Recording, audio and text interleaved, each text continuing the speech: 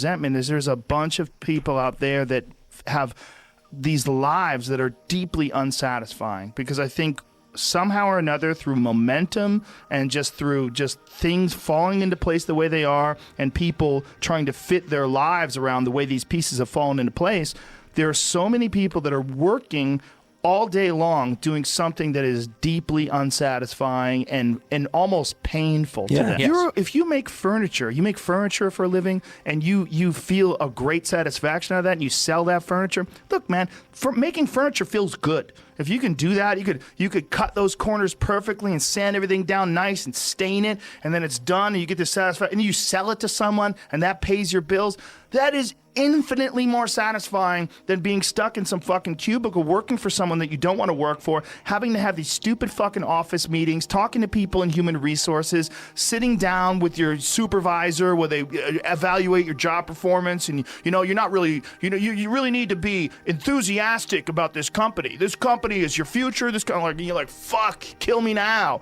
There's a lot of people out there that would way rather do something else, and I hope they understand that they can. Everybody's got these stupid barriers they put in their own head. You got to resist those goddamn things, because they don't do you any good, and they certainly define the potential for your future in a negative way that's not self-serving, and it's not even real. You put this artificial ceiling on the potential for what you're doing. If you hit a wall, okay, that just means you need to regroup and rethink. It doesn't mean that wall's there, especially when it comes to something like social media or like a podcast, something where you like it less, fix that. Figure out a way to do it. You can do that. And this idea that there's no way to get past the starting block today is just ludicrous. It's crazy. And it's just this poor thinking. And people that are trapped in bad situations, one of the problems is you feel like this is your future. You feel like you're fucked, and you can't get out of that. There's no hope. There's no light at the end of the tunnel. There's no rainbow.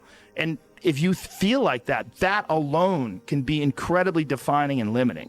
But if you look at yourself objectively and say, okay, I kind of am fucked here. I'm in credit card debt. I'm working in a shitty job. I don't like what I'm doing, but I have some ideas.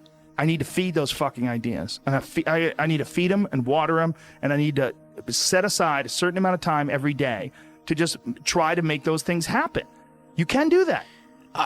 Wondering why other people's success, or wondering why other people are successful, is the refuge of losers. Wondering why other people are successful.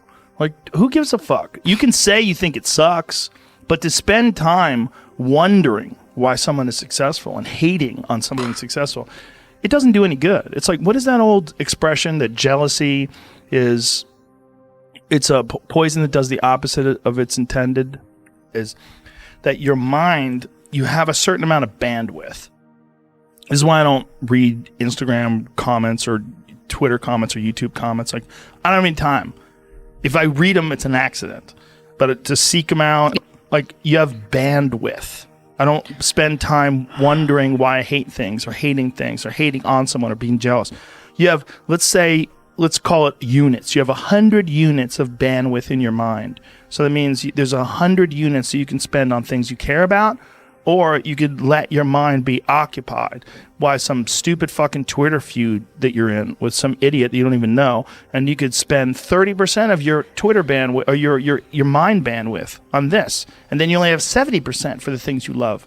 And then maybe you're involved in some fucking relationship with someone who's an idiot, and you're arguing back and forth with them. Well, there's another 30% that's gone. Now you have 40% left. You have 40% for the things you love instead of 100%. But if you only concentrate on the things you care about that mean something to you, and I think that there's a lot of people out there that think somehow or another you're going to get to some place where you're living in silk sheets and you're getting your toes done while someone's dropping grapes into your mouth. I don't want that. I've never wanted that. That guy's not going to be happy. He's going to be bored. An hour into the grapes, you're going to get those fucking grapes away from me. Stop painting my toes. What am I doing in this bed? I got to do something. I'm not stimulated. The human organism, the animal that we are, needs constant stimulation because it evolved trying to find food and escape enemies, and find shelter, escape nature, escape the elements, try to survive, And this is the great joy that you have in taking care of your children, that you can protect your children from the elements and the enemies and feed them. And it's also the great sadness that you see in losers. When I see a loser, I see some guy who's 43 years old, lives in his parents' basement, and he fucking hates the world. I'm like, that was a baby. Man, this is a baby that somebody just gave shitty nutrients to, whether it's nutrients in the forms of food or in the form of thoughts and ideas and examples, and this kid developed these horrible self-defeating patterns of behavior that have led them to this point where they're this middle-aged person with no future and no idea of how to get out of this rut, and probably never will escape it, and might just wind up sucking on a gun. You know, I mean, this is the world that we live in today. And I think part of that world is because we have been fed this line of horseshit that you're supposed to seek comfort. And I don't think you are. I think you're supposed to seek lessons, and you're supposed to seek difficult tasks and accomplishments. And through those things and through doing things that are hard to do, even if it's just a fucking 90-minute hot yoga class. I do a 90-minute yoga class, man. Those last 20 minutes, I do not want to be there, man. And I definitely don't want to give 100%. And I can cheat. I can kind of half-ass it. I can, but if I don't and I get through it, when that time is up and the lady says namaste and everybody gets up, I'm like, fuck, man, I made it. You know, I lost 15 pounds. My fucking yoga mat is drenched to the point where I could literally wring it out and fill a jug up with water. But through that struggle, I will now have a better day. And I better fucking do it again tomorrow. Or do something else. Because if I just think, well, tomorrow I'm just going to coast and eat Twinkies and watch TV. Oh, hello, sadness, my old friend. Hello, depression. Because when you're not doing anything, you feel like shit. And that's just a part of being a human being. And we can pretend that we're something other than what we really are. And we can pretend, nah, me, man, I'm just cool, just chilling, doing nothing. Bullshit. You're a fucking human. You're a human being. You evolved from the fucking hundreds of thousands of years of hunters and gatherers and people that were struggling. Those human reward systems are carved deeply into your DNA. And if you don't respect that, if you don't respect the mechanism of happiness and fulfillment and what you really need to do in order to feel satisfied in life, camaraderie, love, family, friendship, struggle, testing yourself, learning, all those things are imperative. They're all a giant part of being a person. Concentrating on people that suck or being jealous about people that are doing well does me zero good. But instead, if someone does well, I can be inspired and I can get fired up by it. I mean, I figured this out in my early 20s. I was like, okay, this is I have a poor way of looking at it because it's a martial arts thing. Because in martial arts, like, you can't be jealous of someone else's ability. You have to realize you might have to fight them someday. So by realizing that they're really good, you're forced to be objective about it. And you have to go to work. Like, you have to go, fuck, that guy's better than me. I got to get better. And you have to go to work. Right. There's no positive benefit in underestimating someone. Underestimating someone will get you fucking killed. Like, literally. You're gonna get. But this is something I've cultivated for a long time and avoided things that make me unhappy and figured out what those things are and been very rigid about eliminating them from my life. And one of the big ones is eliminating interactions with people that are negative. That is gigantic. And because I've realized that I'm not really as independent as I used to like to think I was. I used to like to think that my thought process was independent and that I don't give a fuck what anybody thinks. That's nonsense. People say that because they absolutely care what people think and it bothers them. So they say, I don't give a fuck. But that I don't give a fuck stuff is almost entirely nonsense. You do care. And you care in both ways. You care if people are critical of you, care if people are positive of you, but you also care if people are living positive lives and they're motivating you. That's a big one. People are fuel, and other people, it's one of the reasons why I like talking to people, one of the reasons why I like to do podcasts, because I get a lot out of, like just talking to you about your time in the monastery or your push to get to that 100 miles. Like, you get energy out of people like that, and you think about this energy and you think about this inspiration when you're doing other things. And it also sets in your mind that when you meet these exceptional people that move you, like, what are the characters, what are the qualities that they have, what are the characteristics that they possess? and those things become significant and important to you.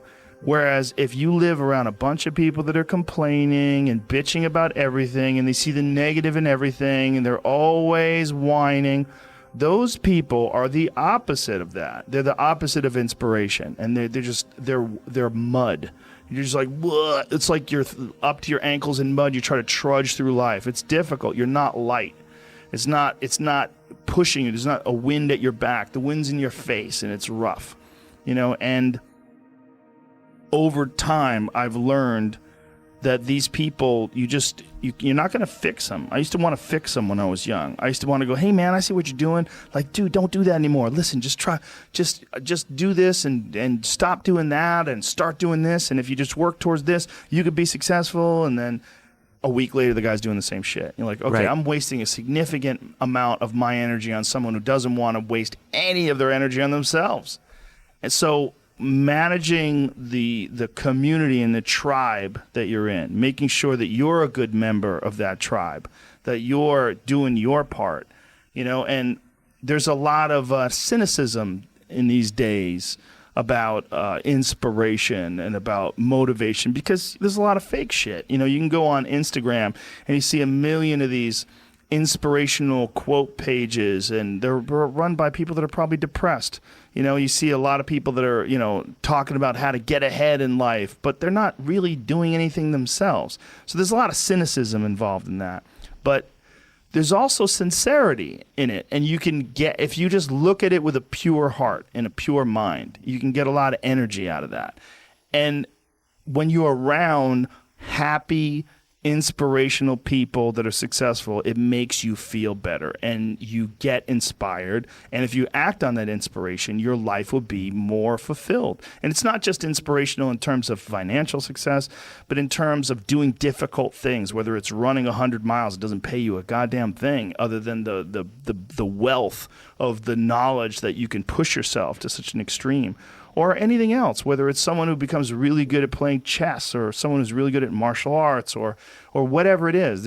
There's a great feeling in these overcoming these difficult things, because life is never this just constant state of I'm at a 9 all day, and when I'm with my wife, I hit 10. Yay! And I stay like that. That's not real. What's real is like you saying that you went to this monastery and felt all this angst about meditating and being alone and not having your phone and not having the input. But then when it comes out of it, then you have this reward. So you push through this, and you had these uncomfortable feelings, and you came out of those uncomfortable feelings with this newfound appreciation for time and this respect for your own existence in your own space and carving out 3 hours for yourself a day. That's where it all comes from. It all comes from life lessons, and the lessons are learned through struggle.